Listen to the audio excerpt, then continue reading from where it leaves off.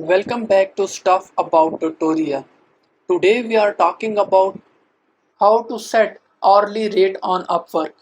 Why would you want to know how to set hourly rate on Upwork?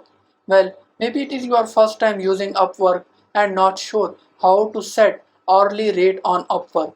So today I am going to show you how to set hourly rate on Upwork. Check video description and I will try to leave the written instructions. If you are willing to set your hourly rate on Upwork and don't know how to do that, don't worry, the process is very simple. First of all, open any browser.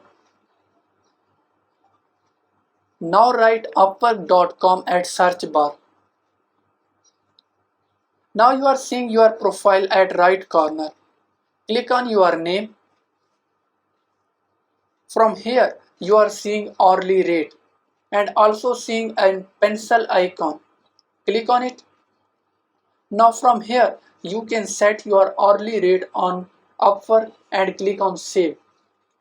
There you go. If you wanted to know how to set hourly rate on Upwork, that is the easiest way I know how. If you know another way, to leave a comment below. Be sure to subscribe for more videos.